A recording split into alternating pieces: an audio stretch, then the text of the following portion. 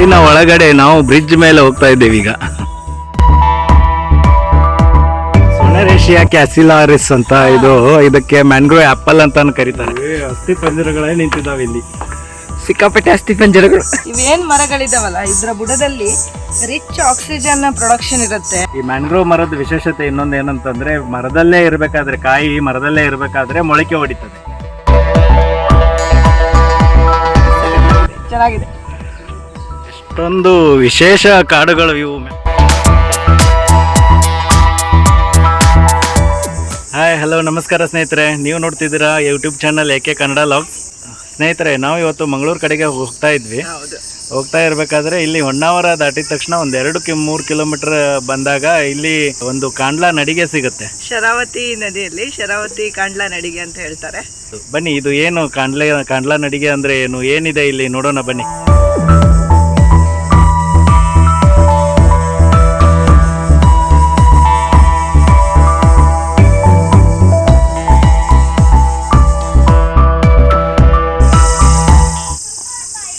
ಇಲ್ಲಿ ಎಂಟ್ರೆನ್ಸ್ಗೆ ಬಂದ ತಕ್ಷಣ ಟಿಕೆಟ್ ಇದೆ ಸ್ನೇಹಿತರೆ, ಒಬ್ರಿಗೆ 10 ರೂಪಾಯಿನಾ.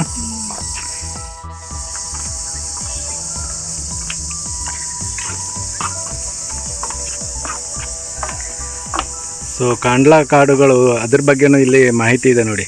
ಎಲ್ಲೆಲ್ಲಿ ಕಾಂಡ್ಲಾ ಕಾಡುಗಳು ಕಂಡು ಬರ್ತದೆ ಅಂತಂದರೆ, ಮಹಾರಾಷ್ಟ್ರ, ಗೋವಾ, ಕರ್ನಾಟಕ, ಕೇರಳ, ವೆಸ್ಟ್ ಬೆಂಗಾಲ್, ಒಡಿಸ್ಸಾ, ಪುದುಚೇರಿ, ಆಂಧ್ರ ಪ್ರದೇಶ್ ಅಲ್ಲೆಲ್ಲ ಕಂಡು ಬರುತ್ತೆ. ಇಲ್ಲೆಲ್ಲ ಕಾಂಡ್ಲಾ ಮರಗಳ, ಮ್ಯಾಂಗ್ರೋವ್ಸ್ ಮರಗಳ ಬಗ್ಗೆ. ಕಾಂಡ್ಲಾ ಮರಗಳಂತಂದ್ರೆ ಇಂಗ್ಲಿಷ್ನಲ್ಲಿ ಮ್ಯಾಂಗ್ರೋವ್ ಅಂತ ಹೇಳ್ತಾರೆ. ಮ್ಯಾಂಗ್ರೋವ್ ಮರಗಳ ಇದು ಇನ್ಫಾರ್ಮೇಶನ್ ಎಲ್ಲ ಇಲ್ಲಿ ಡಿಸ್ಪ್ಲೇ ಮಾಡಿದ್ದಾರೆ ನೋಡಿ. ಏಷ್ಯನ್ ಮ್ಯಾಂಗ್ರೋವ್ಸ್ ನೋಡಿ, ಇವೇ ಕಾಂಡ್ಲಾ ಮರಗಳು. ಬೇರುಗಳು ಎಷ್ಟು ಎತ್ತರ ಇದೆ ನೋಡಿ. ಮರದಿಂದ ಬೇರುಗಳು ಸಿಕ್ಕಾಪಟ್ಟೆ ಎತ್ತರದಲ್ಲಿದೆ. ಕಾಂಡಗಳಲ್ಲೇ ಬೇರುಗಳನ್ನು ನೀವು ನೋಡ್ಬೋದು. ಇಲ್ಲೆಲ್ಲ ಅದರ ಬೀಜಗಳನ್ನು ನೋಡ್ಬೋದು. ನೋಡಿಲ್ಲಿ ಅಲ್ವಾ, ಇದು ಬೀಜಗಳಲ್ಲ ಇದು. ಹೌದು, ಎಷ್ಟು ದೊಡ್ಡದಿದೆ ಅಲ್ಲ. ಬನ್ನಿ ಮುಂದೆ ಹೋಗುವ, ಇನ್ನೂ ನಡಿಗೆ ಇದೆ. ಇಲ್ಲಿ ನೋಡಿ ಎಷ್ಟಿದೆ, ಸಿಕ್ಕಾಪಟ್ಟೆ ಇದೆ ಅಲ್ಲ. ಓ, ಏನ್ ಕಾಂಡ್ಲಾ ಮರಗಳಲ್ಲ ಇವು. ಹೌದು, ಎಷ್ಟೊಂದು ವಿಚಿತ್ರ ಸಸಿಗಳಲ್ಲ ಇವೆಲ್ಲ. ಇದ್ರ ಬಗ್ಗೆ ಒಂದೆರಡು ಮಾತು ಹೇಳಲೇಬೇಕು. ಯಾಕಂದರೆ ಈ ಕಾಂಡ್ಲಾ ಮರಗಳ ವಿಶೇಷತೆ ಏನಂದರೆ, ಇದು ಈಗ ಅಳಿವಿನಂಚಿನಲ್ಲಿದೆ ಅಂತ ಹೇಳ್ತಾರೆ. ಕೆಲವು ಕಡೆ ಈ ಮ್ಯಾಂಗ್ರೋವ್ ಫಾರೆಸ್ಟ್ಗಳನ್ನು ರೀಇಂಪೋಸ್ ಮಾಡ್ತಾ ಇದ್ದಾರೆ. ಅಂದರೆ ಫಾರೆಸ್ಟ್ ಡಿಪಾರ್ಟ್ಮೆಂಟ್ನವರು ಇದನ್ನು ರೀಗ್ರೋತ್ ಮಾಡೋಕ್ಕೆ ಟ್ರೈ ಮಾಡ್ತಾ ಇದ್ದಾರೆ. ಕೆಲವೊಂದು ಪ್ರದೇಶಗಳಿದು ಇದು ಸಕ್ಸಸ್ಫುಲ್ ಆಗಿದೆ. ಮತ್ತು ಇವು ಸಮುದ್ರ ಮತ್ತು ನದಿಗಳು ಸಮುದ್ರವನ್ನು ಸೇರೋ ಜಾಗದಲ್ಲಿ ಇವು ಜಾಸ್ತಿ ಕಾಣ್ತವೆ. ಅಂದರೆ ಅಳಿವೆ ಪ್ರದೇಶಗಳೇನಿರ್ತಾವಲ್ಲ ಅಲ್ಲಿ. ಇದರ ಮೇಯ್ನ್ ಉಪಯೋಗ ಅಂದರೆ, ಈ ನಮ್ಮ ಸಣ್ಣ ಮೀನುಗಳಾಗ್ಬೋದಲ್ಲ, ಸಣ್ಣ ಮೀನುಗಳಾಗಲಿ ದೊಡ್ಡ ಮೀನುಗಳಾಗಲಿ ಯಾವುದೇ ಅದರ ಏನು ಬಾಣಂತನಕ್ಕೆ ಈ ಮರಗಳನ್ನು ಉಪಯೋಗಿಸ್ತಾವಂತೆ. ಯಾಕಂದರೆ ಇದ್ರ ಕೆಳಗಡೆ ಅವು ಏನು ಮೊಟ್ಟೆ ಮರಿಗಳನ್ನು ಇಡ್ತವೆ. ಯಾಕಂದರೆ ಬೇರೆ ಪ್ರಾಣಿಗಳಿಂದ ಆಗಲಿ ಬೇರೆ ದೊಡ್ಡ ಮೀನುಗಳಿಂದ ಸಂರಕ್ಷಣೆ ಮಾಡಲಿಕ್ಕೆ ಇದರ ಬುಡಗಳೇನಿದೆಯವಲ್ಲ, ಇದು ಇಲ್ಲಿ ನೋಡ್ಬೋದಲ್ಲ ನೀವು, ಇಲ್ಲೆಲ್ಲ ನೀರಿರ್ತವೆ, ಅದರ ಬುಡದಲ್ಲೇ ಇವಿರ್ತವೆ. ಅಂದರೆ ಇಲ್ಲಿ ಬಂದರೆ ಸೇಫ್ ಝೋನ್ ಅಂತ ಆ ಸಣ್ಣ ಪ್ರಾಣಿಗಳಿಗೆ, ಅಂದರೆ ಮೀನುಗಳಿಗೆ. ಅದೇ ರೀತಿ ಸಿಗಡಿ ಮೀನುಗಳಾಗಲಿ ಚಿಪ್ಪು ಮೀನುಗಳಾಗಲಿ ಇವೆಲ್ಲ ಇದರಲ್ಲಿ ಯಥೇಚ್ಛವಾಗಿ ಕಂಡು ಬರ್ತವೆ. ಹಾಗೆಯೇ ಇನ್ನೊಂದು ವಿಶೇಷತೆ ಏನಂದರೆ, ಇವು ಯಾವುದೇ ಸುನಾಮಿ ಆಗಲಿ ಅಥವಾ ಯಾವುದೇ ನೀರಿನ ಫೋರ್ಸಿಗೂ ಈ ಮರದ ಬೇರುಗಳು ನೀರನ್ನು ಬ್ಯಾಲೆನ್ಸ್ ಆಗಿ ತಗೊಂಡು ಹೋಗೋದ್ರಲ್ಲಿ ಹೆಲ್ಪ್ ಮಾಡ್ತವೆ. ಇದು ಈ ಮರಗಳ ವಿಶೇಷತೆ.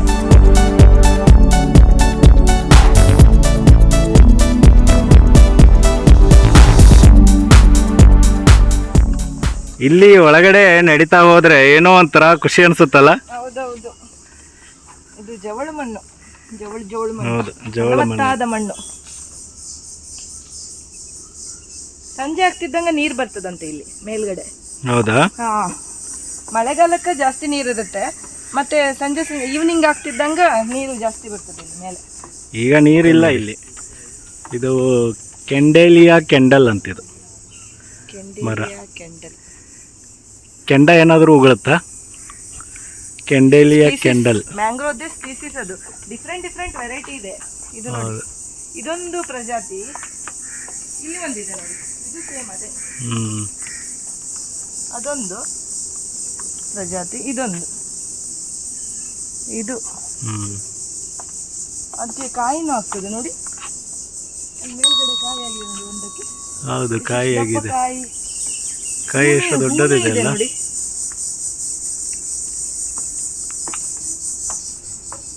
ಇದು ಏನ್ ಗೊತ್ತಾ, ಸಿ ಹೋಲಿ ಅಂತ. ಇಲ್ಲಿದೆ ನೋಡಿ, ಸಿ ಹೋಲಿ. ಇದು ಮೆಡಿಸಿನಲ್ ಗಿಡ, ಮೆಡಿಸಿನಲ್ ಪ್ರಾಪರ್ಟಿ ಇದೆ. ಅಸ್ತಮಾ, ರೊಮೆಟೈಟಿಸ್ ಇದನ್ನೆಲ್ಲ ಟ್ರೀಟ್ ಮಾಡ್ಬೋದಂತೆ. ಇದು ನೋಡಿ, ಇದು ನೇರಳೆ ಕಲರ್ ಹೂ ಇದೆಯಲ್ಲ, ಅದು ಗಿಡ ಚೆನ್ನಾಗಿದೆ, ಗಿಡ ಮಸ್ತ್. ಸೊನೆರೇಶಿಯಾ ಕ್ಯಾಸಿಲಾರಿಸ್ ಅಂತ ಇದಕ್ಕೆ ಮ್ಯಾಂಗ್ರೋವ್ ಆ್ಯಪಲ್ ಅಂತ ಕರೀತಾರೆ. ಹೌದು, ಈಗೇನು ನೋಡಿದ್ವಲ್ಲ ನಾವು, ಅದು ಮ್ಯಾಂಗ್ರೋವ್ ಆ್ಯಪಲ್. ಸೊ ಇದ್ರದ್ದೇನು ಫ್ರೂಟ್ ಇದೆಯಲ್ಲ, ಈ ಹಣ್ಣನ್ನು ಕೂಡ ತಿಂತಾರಂತೆ. ಈ ಹಣ್ಣನ್ನ ಕೆಮ್ಮು ಶೀತ ಹೋಗಲಾಡಿಸ್ಲಿಕ್ಕೆ ತಿಂತಾರಂತೆ. ಹೌದು. ಬನ್ನಿ, ಇನ್ನೂ ತುಂಬಾ ಇದೆ ಅಂತ ಕಾಣುತ್ತೆ ನಡಿಗೆ. 1.5 ಕಿಲೋಮೀಟರ್ ನಡಿಗೆ ಇದೆ. 1.5 ಕಿಲೋಮೀಟರ್ ಇದೆಯಾ ಇದು? ಹೌದು, ಚೆನ್ನಾಗಿದೆ ನೋಡಿ. ಕಾಡಿನ ಒಳಗಡೆ ನಾವು ಬ್ರಿಡ್ಜ್ ಮೇಲೆ ಹೋಗ್ತಾ ಇದ್ದೇವೆ ಈಗ.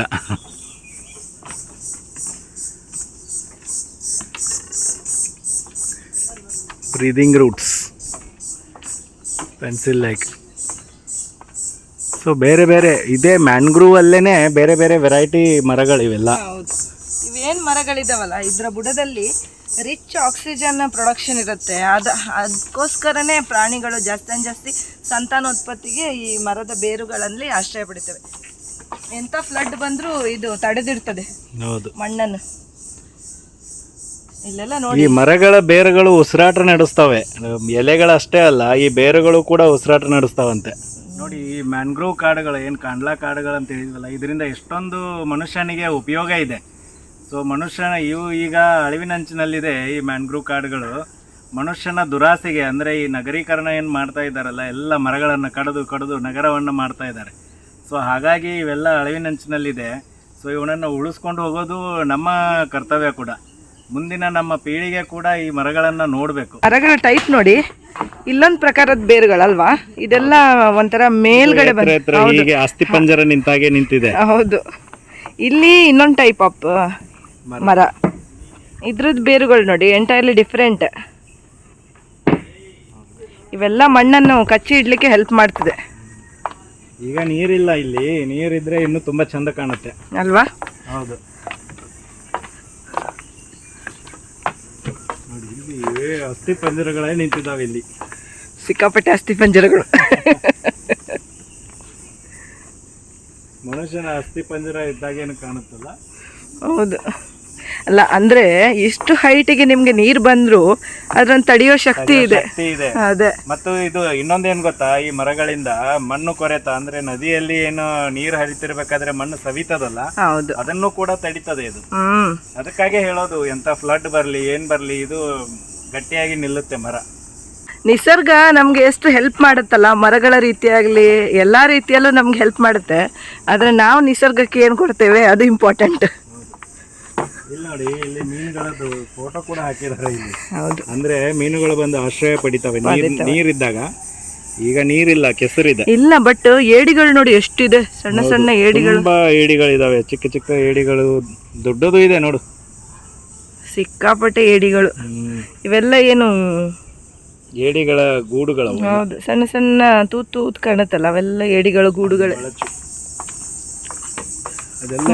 ಅಂತ ಇಲ್ಲಿ ಬಳಚು ಅಂದ್ರೆ ಇದು ಕಪ್ಪೆ ಚಿಪ್ಪು. ಚಿಪ್ಪು, ಕ್ಲಾಮ್ಸ್, ಶಿಂಪಿ, ಸಿಗಡಿ. ಸಿಗಡಿಗೆ ಆಶ್ರಯ ತಾಣ, ಬಳಚಿಗೆ ಆಶ್ರಯ ತಾಣ.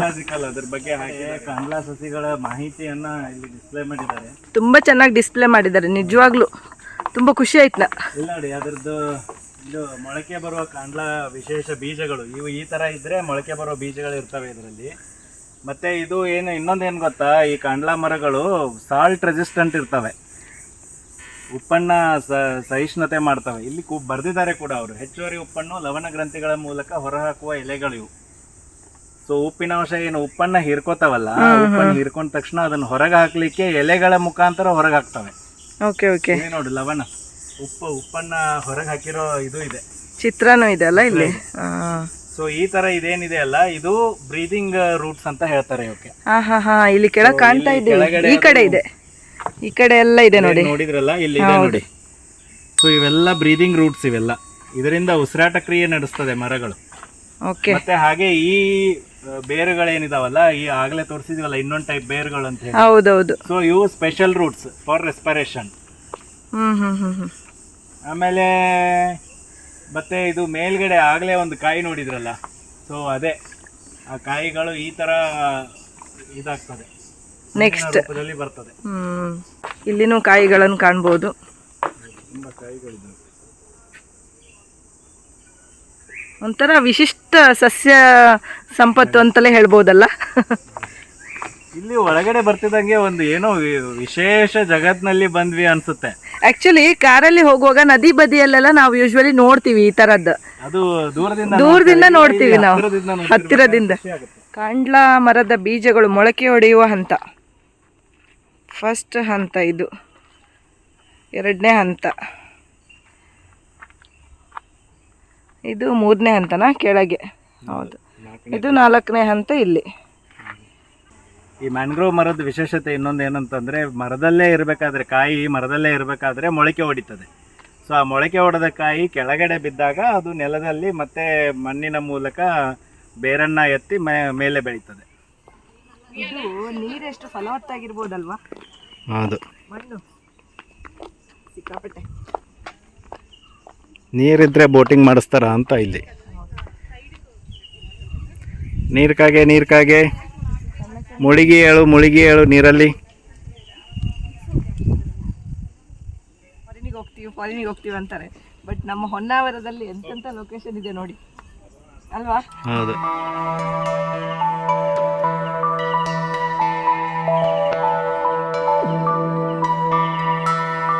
ಅಷ್ಟೊಂದು ವಿಶೇಷ ಕಾಡುಗಳು ಇವು ಮ್ಯಾಂಗ್ರೋವ್ ಕಾಡುಗಳು. ಸೊ ನನಗಂತೂ ತುಂಬ ಖುಷಿ ಆಗ್ತಿದೆ. ಇದು ನಮ್ಮ ಉತ್ತರ ಕರ್ನಾಟಕ ಕಡೆ ಈ ಥರದ್ದು ಕಾಡುಗಳಿಲ್ಲ. ಇವೆಲ್ಲ ಸ್ಪೆಷಲಾಗಿ ಕಂಡು ಬರೋದು ಈ ಕರಾವಳಿ ಪ್ರದೇಶದಲ್ಲಿ ಮಾತ್ರ, ಕೋಸ್ಟಲ್ ಏರಿಯಾದಲ್ಲಿ ಮಾತ್ರ. ಅದಕ್ಕೆ ಹೇಳೋದು ನಮ್ಮ ಕೋಸ್ಟಲ್ ಕರ್ನಾಟಕ ಭಾಳ ಚಂದ ಇದೆ, ಪ್ಲೇಸ್ ಸಖತ್ತಾಗಿದೆ, ಚೆನ್ನಾಗಿದೆ. ಇಷ್ಟ ಆಯ್ತಾ? ಫಾರಿನಿಗೆ ಬಂದಾಗ ಆಗ್ತಿದೆ.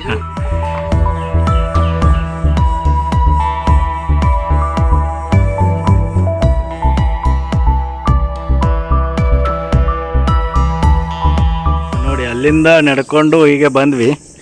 ಸೊ ಈಗ ಕಾಂಡ್ಲಾ ಮರಗಳ ಹತ್ರನೇ ಇದ್ದೇವೆ.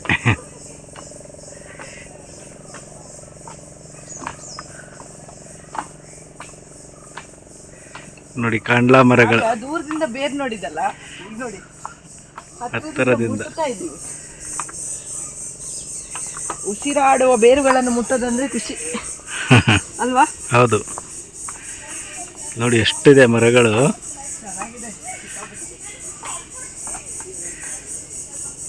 ನೋಡಿ ಮೇಲೇನೆ ಇದೆ ಬೇರುಗಳು, ಮೇಲೆ ಕೂತ್ಕೋಬಹುದು ಇಲ್ಲಿ ಬೇರ್ ಮೇಲೆ. ಎಷ್ಟು ಗಟ್ಟಿ ಇದೆ ಗೊತ್ತಾ? ಹೀಗೆ ಸಾಧಾರಣದಲ್ಲಿ ನಾವು ಮುರಿಬೇಕಂದ್ರೆ ಅದು ಮುರಿಯೋದಿಲ್ಲ, ಅಷ್ಟು ಗಟ್ಟಿ ಇದೆ. ದ್ವೀಪ ಟೈಪ್ ಇದೆ ತುಂಬಾ ಅಲ್ವಾ? ಹೌದು, ಇದೊಂದು ದ್ವೀಪ ಆದ್ರೆ ಅಲ್ಲಿ ಮುಂದ್ಗಡೆ ಇನ್ನೂ ತುಂಬಾ ದ್ವೀಪಗಳಿದಾವೆ, ಸಣ್ಣ ಸಣ್ಣ ದ್ವೀಪ ಟೈಪ್ ಇದೆ. ಹೀಗೆ ಒಂದು ರೌಂಡ್ ಹೀಗೆ ಸುತ್ತಾಡ್ಕೊಂಡು ಇಲ್ಲಿಂದ ಇಲ್ಲಿ ಬಂದ್ವಿ ನಾವು. ಈಗ ಹೇಗಿದೆ ಮ್ಯಾಂಗ್ರೋವ್ ಕಾಡು, ಕಾಂಡ್ಲಾ ಸಸಿಗಳು? ಸಖತ್ ಚೆನ್ನಾಗಿದೆ, ನಂಗೆ ಸಖತ್ ಇಷ್ಟ ಆಯ್ತು. ಬ್ರಿಡ್ಜ್ ಮರದ ಬ್ರಿಡ್ಜ್ ಮಾಡಿದ್ದಾರೆ. ಒಂದು ಇಲ್ಲಿಯ ಫೇಮಸ್ ಅಂದ್ರೆ ಪ್ರೀ ವೆಡ್ಡಿಂಗ್ ಫೋಟೋ ಶೂಟಿಗೆ ಇದು ಹೇಳಿ ಮಾಡಿಸಿದ ಜಾಗ ಅಂತಲೇ ಹೇಳ್ಬೋದು. ತುಂಬ ಜನ ಪ್ರೀ ವೆಡ್ಡಿಂಗ್ ಫೋಟೋ ಶೂಟಿಗೆ ಆಗಲಿ, ಪೋಸ್ಟ್ ವೆಡ್ಡಿಂಗ್ ಫೋಟೋ ಶೂಟ್ ಆಗಲಿ ಎಲ್ಲ ಇಲ್ಲಿ ಮಾಡ್ಕೊಂಡು ಹೋಗ್ತಾರೆ. ಏನು ನಾವೀಗ ನೋಡಿದ್ವಲ್ಲ ಅದು ಶರಾವತಿ ನದಿ ಅಳಿವೆ ಪ್ರದೇಶ. ಇಲ್ಲೇ ಮುಂದೆ ಹೋಗಿ ಶರಾವತಿ ನದಿ ಸಮುದ್ರವನ್ನು ಸೇರುತ್ತೆ. ಈ ಶರಾವತಿ ನದಿ ಬಗ್ಗೆ ಒಂದು ಮಾತು ಹೇಳಲೇಬೇಕು. ಶರಾವತಿ ನದಿ ನಮ್ಮ ಕರ್ನಾಟಕದಲ್ಲೇ ಹುಟ್ಟಿ ಕರ್ನಾಟಕದಲ್ಲೇ ಸಮುದ್ರವನ್ನು ಸೇರ್ತದೆ.